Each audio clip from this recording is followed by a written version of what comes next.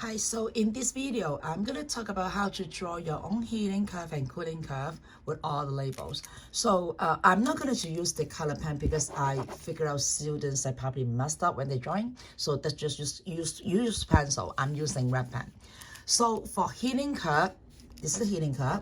So you first want to draw the y-axis with the arrow, and the label is temperature in degrees Celsius, and then you draw the x-axis, and the label is time in second, and also because it's a heating curve, so will be heated at it, and the unit is kilojoules.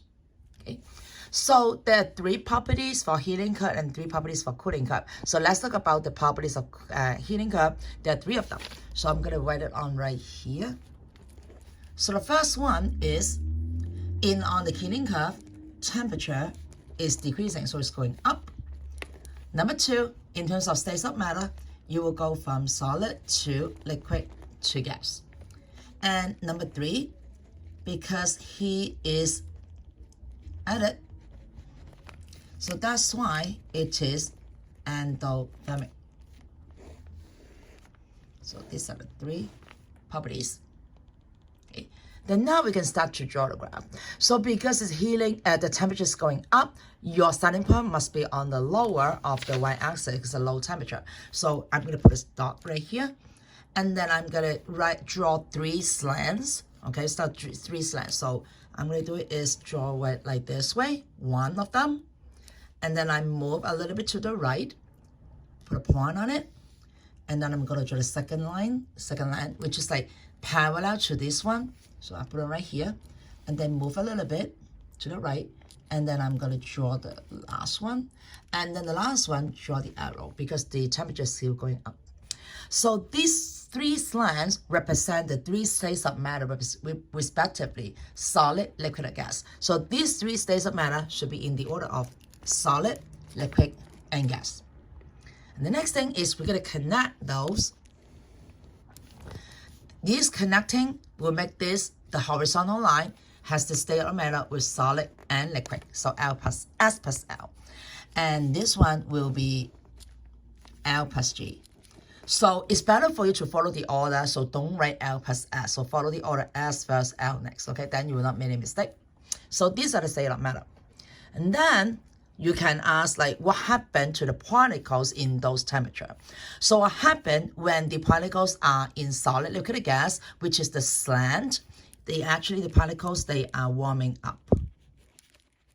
The particles are warming up on the slant. They are warming up. Okay. Then what about the horizontal section? The horizontal section, they all one of the phase change. Okay, so the phase change you guys learn melting, boiling, freezing, condensation, right? Those kind of phase change. So phase change is always on the horizontal. Okay, phase change always on the horizontal. So phase change will never, like melting will never happen on the slant. So what will happen, what kind of phase change between solid and liquid, like when you have solid and liquid existed at the same time, this should be melting. Okay, because the melting process will take a while. It will not like bring all the like ice go to the water like right away. So you will have a process of ice and water existed at the same time, depending on how much ice you have. So you will have both solid and liquid at the same time in the process of melting. So when you write down this is a process of melting, then there's a critical point called melting point. And melting point should happen melting point should happen when melting start, not when melting stop. Okay, should be happen when melting start. So that's why this point right here will be melting point when melting start. And then the other horizontal section is the between liquid and gas. So that one is the boiling. The phase change is boiling. So then the second critical point is boiling point. So boiling point will happen when boiling start. So that's why this is the boiling point. So if you use this method, you can pretty much just label everything on the heating curve. Okay. So let's go to the back. Let's do the cooling curve. Okay, we also don't use color pen. So we want to first draw the y-axis, which is temperature, degrees Celsius. All right, and then the x-axis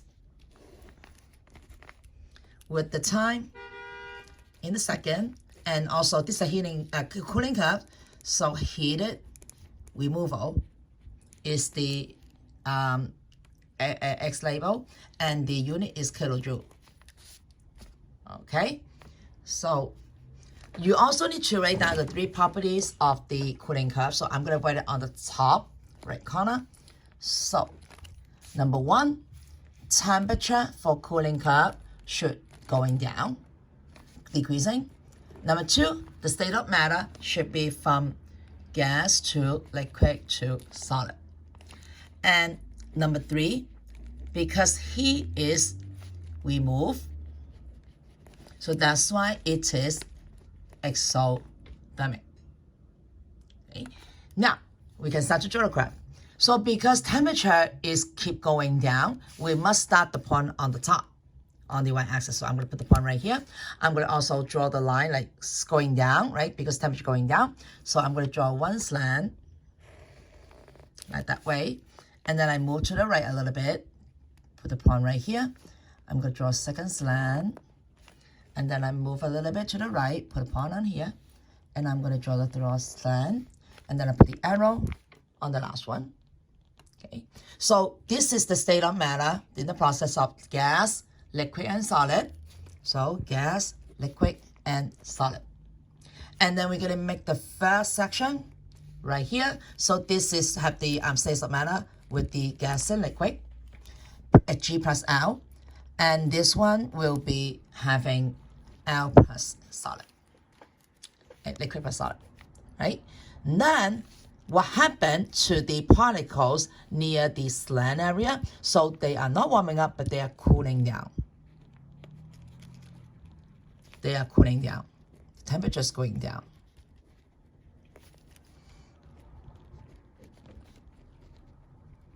Okay, cooling down. Then what happened to the horizontal? Again, horizontal section are doing phase change. So like melting, boiling, condensation. So with the gas and liquid at the same time, so this will be condensation. And then so the critical point will be called condensation point, which is when condensation starts. So this will be condensation point, CP. And then the next section, the horizontal section with the liquid and solid, will be freezing. So then the critical point is called freezing point, which is when freezing starts. So this is freezing point.